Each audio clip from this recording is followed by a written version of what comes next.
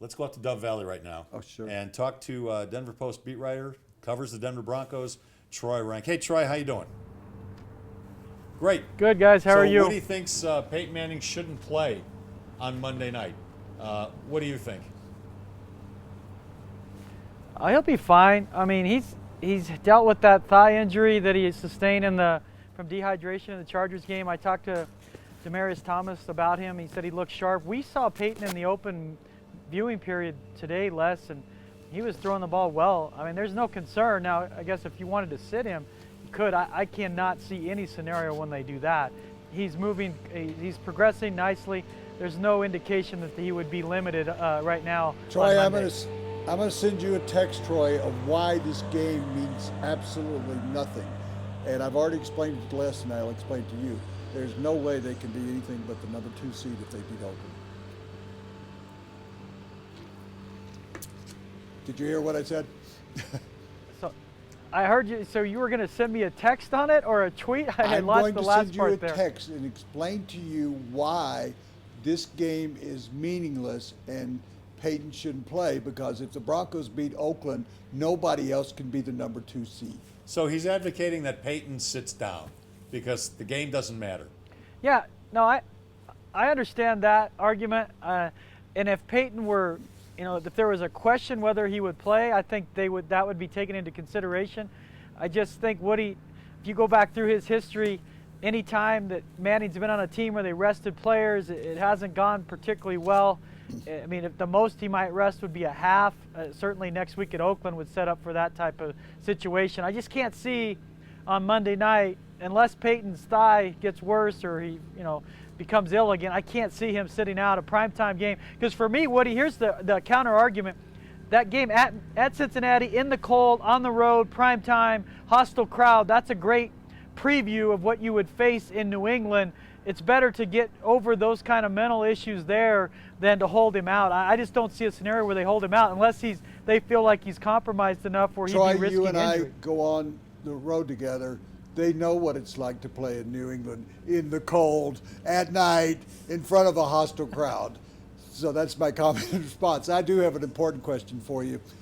Turning to the other side of the field for the Broncos, with both Brandon Marshall and Danny Trevathan out, how do you think that's going to play out until Brandon Marshall can come back? Well, losing Brandon Marshall's huge. I mean, Danny Trevathan being gone hurts, but he didn't really play this entire season.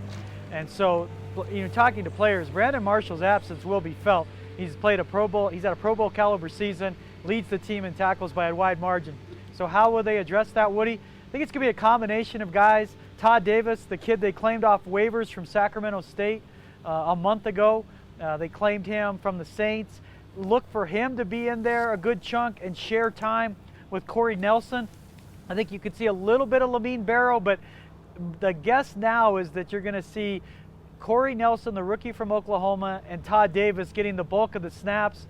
Especially, they both cover well. The issue will be, who plays more will probably depend on who defends the run better between the two of them. Davis sets up to defend the run a little better, so if I have to guess right here on Friday, that Davis will probably play 60% of the snaps compared to 35% for Nelson and maybe 5% for Troy, Barrow. two-part question. Number one is Ronnie Hillman ready to go yet? And number two, because Cincinnati is a pretty good pass defense and not a very good run defense, do you expect to see a lot of C.J. Anderson and Juwan Thompson? And if Ronnie Hillman is healthy, Ronnie Hillman? Yeah, I don't expect to see Hillman because of the turf. He's dealing with a toe injury, and I would be surprised if his first game back is on turf at night in the cold. I mean, they've had issues when they bring guys back. Monte Ball lasted all of, 2 series, re-injured his groin. He's out for the year. Danny Trevathan comes back, re-injures himself twice. There's some bad luck involved, but also you have to do some strategic planning here. A guy with a foot injury, Les, I wouldn't bring him back on turf, and they don't really, I don't want to say they don't need him, but they really don't need him for this game. Certainly, I would think Hillman, the expectation is Hillman comes back for the Oakland game next week. You're going to see a heavy dose of C.J. Anderson and Juwan Thompson. Juwan Thompson practiced on a limited basis today. He's dealing with knee. There's the mower. Hi, mower. He's dealing with knee and hip issues. But C.J. Anderson, it was funny, Adam Gase, we asked him, are you concerned at all with the workload that C.J. Anderson's had? And he's like, well, he basically didn't play for a year and a half, so no, I'm not. So don't look for him to decrease the workload on C.J. Anderson. But you're right, Les. The Bengals used to be a really good run-stopping team. This year they've been awful. And that's the one area that where you think the Broncos can exploit. Troy, 2 questions now for you, like he did, A and B. Number one is, Are you really keeping track? well, you Do had we a have to have part. the same you number had of a part- questions? No, you had a part A and a part B. I got Okay. I got don't a get- part. you can have the next I 5 got questions. A part, I don't I got care. a part A and a part B. One of these is kind of personal. Troy and I were flying back, and he said he was looking for a Sunday story. I wonder if you found a Sunday story that you're working on that would be what you think is one of the key issues in this game with Cincinnati. And part B is on Fridays, the Broncos feed the media. And one week it'll be Chick-fil-A, Oh, the yeah, next we missed out. What is today's menu? So that's part B. Yeah, you guys have been on the air all of what, like 4 days, and you're already like a married couple. It's impressive. To answer the question first, I did find a Sunday story. It's about the Rockies and their lack of movement. No, it's the Sunday story is, and it's actually going to run Monday because it's a Monday night game, Woody. But it is on the defensive line. What makes this defensive line special? And I'm going to make a statistical argument why this defensive line deserves to be in the conversation among Denver's all-time best. Going back to the '77 Crush team to the 2 Super Bowl champion teams, how do they compare with those? And statistically, they compare favorably. Now, it's a different game than it was in the '70s, but it compares favorably. The pizza was the lunch today, and there goes the mower again.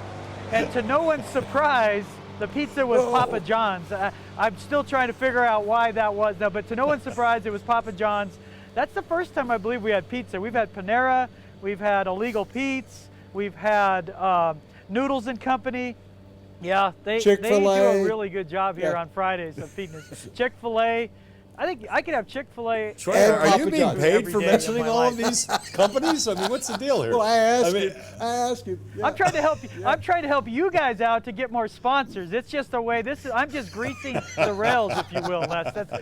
That's radio talk. That's TV talk in the biz there, Les. I've got to ask one more important question, and you sort of went in that range a little bit. Troy covered Major League Baseball for, 15 years or so? and a great beat writer for baseball. One of the best in the country. baseball writers of all time.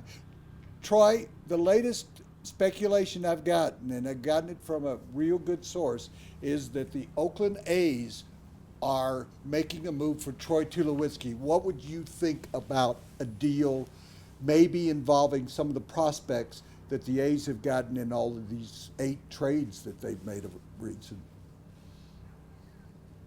That would be an interesting move by the A's. It would help make their offseason make a lot more sense because they basically junked all of their players from Josh Donaldson to Norris.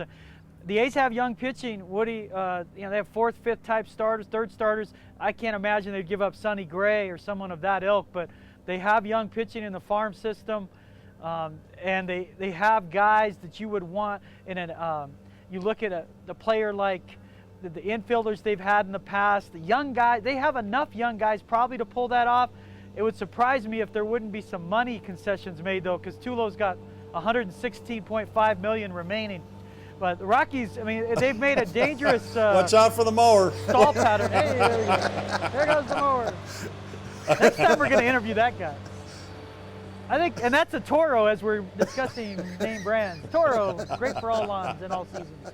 But I would think, Woody, the best fit for me would be the Mets right now because they have young pitching that they could move. And I'm not talking Harvey. I'm not talking in those terms, but they have young pitching they could move. The A's would make some sense, and they could definitely. Billy Beane has a history of trading with the Rockies, and they have a good relationship. But the Rockies have run a dangerous pattern here of sitting on their hands to where you just dry the market out. They and the Reds are the only two National League teams for me that have shown no direction this offseason. I mean, the Reds dumped some salary by moving Latos and Alfredo Simon, but the Rockies have done nothing. And by doing nothing, they're getting worse because the Padres, while it's been a dervish of moves, they still get Myers, Kemp, and Upton And Derek in the outfield. Norris No matter at how that catch. works out, and Derek Norris, they're a much more interesting team because you can be a bad pitching team and pitch well in San Diego. Now they have a little bit of offense on paper. So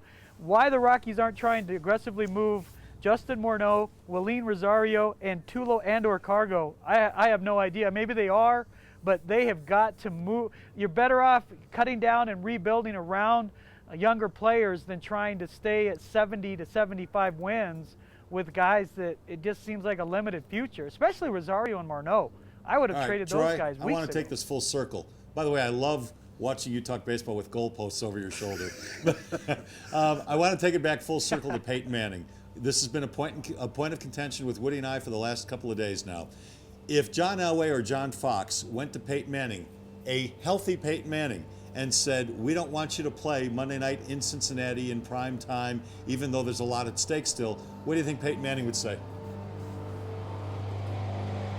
Well, they just have to sit him. I think he would argue against it. I think he would adamantly say that, no, I want to play, because until the year he got hurt, he basically played 99% of the snaps till the season he missed because of the neck issue. So he's the Cal Ripken of quarterbacks. It's just against his nature, his DNA, to say, okay, yeah, that makes sense to me. Remember when they set out, and the Colts set out that one year and they were trying to figure out if it was better to sit out, and they played horribly, and Manning was adamantly against that.